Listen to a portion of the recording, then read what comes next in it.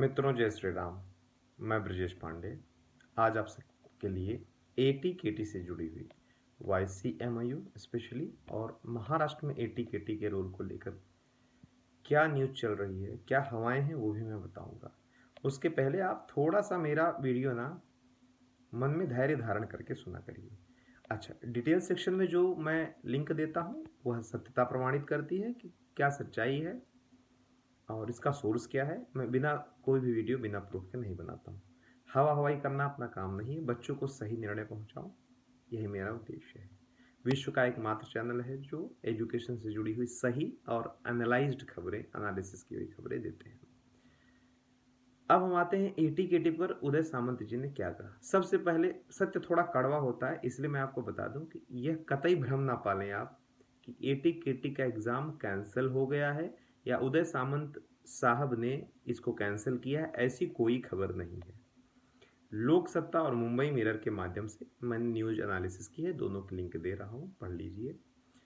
13 कुल गुरुओं ने मिलकर के एक समिति बनाई। उन समिति में बैठ करके सभी ने एक मत के साथ यह निर्णय लिया कि जिस तरह से FYSY को पास किया जा रहा है, महाराष्ट्र ही नहीं बल्कि भारत की सभी यूनिवर्सिटीज़ में FYSY को उनके पुराने सेमेस्टर, पुराने ईयर के आधार पर पास किया जा रहा है, एक एवरेज मार्किंग सिस्टम देकर के। उसी तरह महाराष्ट्र के साथ 6 राज्य सरकारों ने भी अपने TY के रिजल्ट भी देने की घोषणा की, अर्थात TY की भी परीक्षा FYSY की तरह न लेने का निर्णय लिया है। उसी तरह जैसे जो एक एवरेज मार्किंग देनी है FYSY को, उसी तरह महाराष्ट्र सरकार भी TY के स्टूडेंट को एग्जाम न देने के लिए रिकमेंड कर रही है और उनका रिजल्ट जो है एवरेज मार्किंग सिस्टम FYSY के आधार पर देने के लिए कहा है। अब प्रश्न उठता है एटी-केटी का क्या होगा। तो सबसे पहले UGC ने स्पष्ट किया है कि, और महाराष्ट्र सरकार ने भी, सबसे पहले केवल अव्यवसायिक शिक्षकों को लिया है ध्यान में। अव्यवसायिक मतलब BA BSc MA MSc BCom MCom, पदवी और पदव्युत्तर, ग्रेजुएशन पोस्ट ग्रेजुएशन दोनों की बात चल रही है। निर्णय दोनों के लिए मान्य है। अब प्रश्न होता है एटी-केटी का क्या होगा। तो कहते हैं कि अगर FYSY में किसी का एटी-केटी है, खुद महाराष्ट्र सरकार ने स्पष्ट किया है, तो TY के रिजल्ट में बाधा आएगी, उसको TY का रिजल्ट नहीं दिया जाएगा जब तक उसकी केटी क्लियर नहीं होती।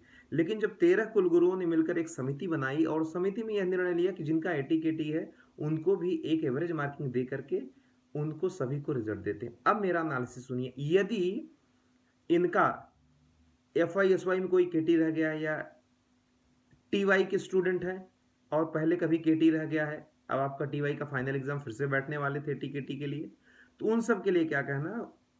समिति ने अपना निर्णय राज्य सरकार को सौंपा है। अभी राज्य सरकार ने एटी-केटी पर कोई निर्णय नहीं लिया है।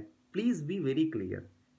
मैं यहां सत्यता बताने आया हूं और सुन लीजिए, इस पर निर्णय अभी आना बाकी है। हाँ, इतना मैं जरूर कहता हूं आश्वासन देकर के कि जिस तरह से TY के एग्जाम कैंसिलेशन का निर्णय श्री ठाकरे सरकार ने लिया है, उसी तरह एटी-केटी का भी निर्णय लेने में कोई हिचक नहीं होगी। डेफिनेटली वो यह निर्णय ले लेंगे कि एटी-केटी का भी एग्जाम न हो और बच्चों को एक एवरेज मार्किंग, बाकी सब्जेक्टों में कितना मार्क पा रहे हैं, बाकी उनकी क्या प्रगति है, क्या प्रोसेस है। अगर मान लो सब किसी में 50-50% पा रहे हैं तो उस सब्जेक्ट में भी एटी-केटी में 50% देकर के पास कर दो। किसी में 90%, अगर एवरेज ज्यादा मार्किंग 90 है या एवरेज मिलाकर टोटल 70 आ गया तो 70% मार्किंग दे दो। लेकिन अब प्रश्न उठता है कि मान लो 5 पेपर में बैक पेपर रह गए थे, एब्सेंट थे, नहीं आए थे, फेल हो गए थे, तो पांचों एटी-केटी में पास होना होगा। हाँ, पांचों का एवरेज निकाला जाएगा। जितने में एटी-केटी, 1 में है, 5 में है, 6 में है, सबका एवरेज बाकी सब्जेक्ट से निकालेंगे। जब भी एग्जाम आपने दिया है उसके हिसाब से निकालेंगे एवरेज, और जो एवरेज निकल करके आएगा उसी पर आपका रिजल्ट बन जाएगा। अब एक निर्णय आपने सुना होगा कहीं कि जो एटी-केटी में, ध्यान रखिए, अगर एवरेज आ रहा है और एटी-केटी मार्क गलती से कम आ रहा है, 30%, 33 उसके नीचे आ गया, तब आपको एटी-केटी में भी फेल कर दिया जाएगा।